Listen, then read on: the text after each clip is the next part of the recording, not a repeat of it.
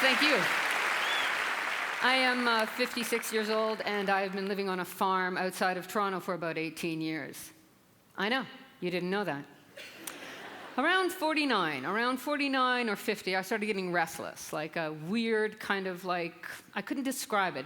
Restless is one way to say it, but it was more like I wanted to feel of greater service. I wanted to be contributing. I don't know if anybody here ever had that kind of feeling, but I didn't know quite what to do with it.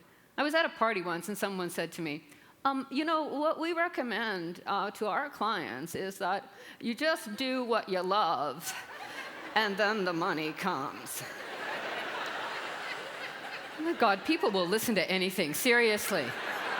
So on my drive home, I'm taking it into consideration. You know, I'm thinking, well, what do I love? What do I love?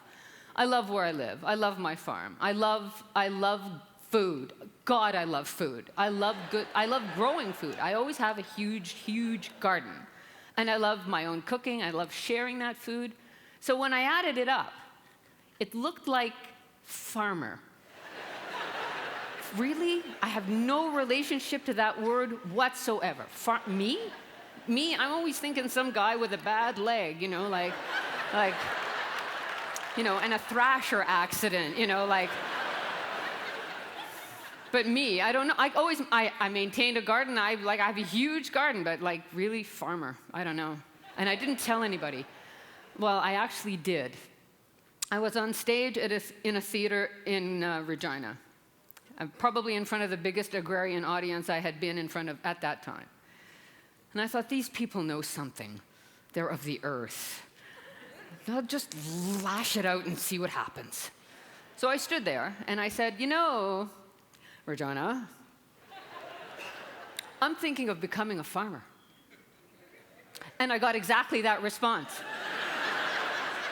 I'm like shocked. I'm thinking, why aren't they really happy? Why can't you just be happy for me? Like, but in that audience, that night, was a farmer. And the next day, I got a letter from him.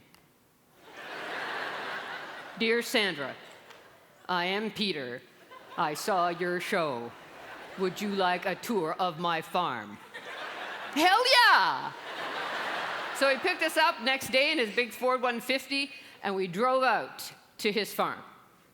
Peter farms 8.5 sections, 5,440 acres. So he knows something, right?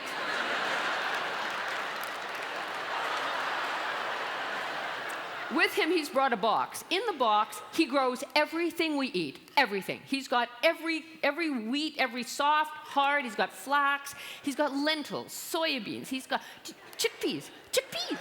He grows. Did you know Saskatchewan is one of the largest producers of chickpeas in the world? Oh, I know. So I'm looking at all this, and I'm thinking, I can't do this. I cannot do this. So I go home. I come home to Ontario. I don't know what to do with myself. Seriously, I don't. I think to myself, well, maybe it's just equipment. Maybe I just need a piece of equipment, and then I'll become a farmer. Yeah, I get it in my head. I need a tractor. That's what I get. I mean, maybe I can't be a farmer, but I can shop. So I go up to the tractor boutique that's in my neighborhood. And I'm standing in the yard, and this old guy comes out with the bandy leg, you know. And he's wiping his mouth like he just was eating. He's been eating. He's looking at me like I'm an alien. What can I do for you? So I think I'd like to buy a tractor. Ooh, he says. And why not? Because now I'm suddenly like a pork chop to this guy, right? I say, you know, I've been admiring these orange ones over here. They're Kubotas. I don't know if you're familiar with Kubotas, but Kubotas are Japanese, compact. They are literally the Maserati of tractors, right? May I point something out, if you don't mind, ma'am? You see that there? That's a cup holder.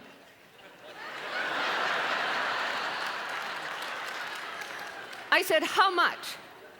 Now, just for this little tiny tractor, $29,995. Now, what they don't tell you, if you do not know, they will not tell you. that a tractor by itself does nothing. Yeah. It has to have a thing on the front, huh? Or dragging a thing behind it. Otherwise, it's just a big, heavy, rolly thing that will kill you when it rolls over your body. That's all. For $30,000, I can hold my own coffee and drag a stick behind me, you understand? Like,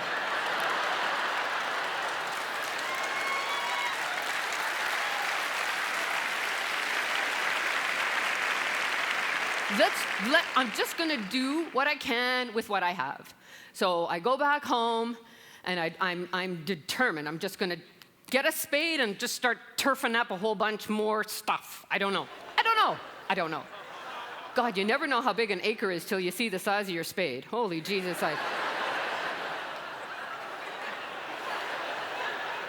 Okay, undaunted.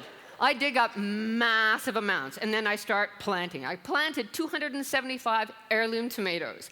I planted huge, a quarter-acre squash. I planted basil, and I put in 600 gladiola bulbs. Believe me when I tell you, they were stunning when they came out. Like, boom, it was fantastic. And all of this was to support my venture, that's right, of a roadside stand. Huh? I have cred now, huh? Yeah, I painted it a really nice color that matched the outfit that I had for it and everything. I found an honor jar. You know what an honor jar is? Yeah. You can still do that in Canada. And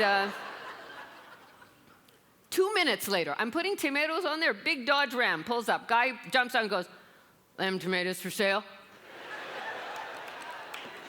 And he put $3 in my jar.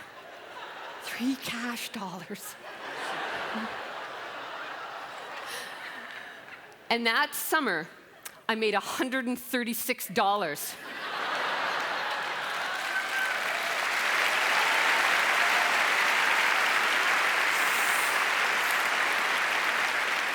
So somebody said to me, "So you're going to declare it?" And I said, "Hell yeah." I made $136. But I spent $18 million trying to make it. That's called farming in Canada. Thank you very much.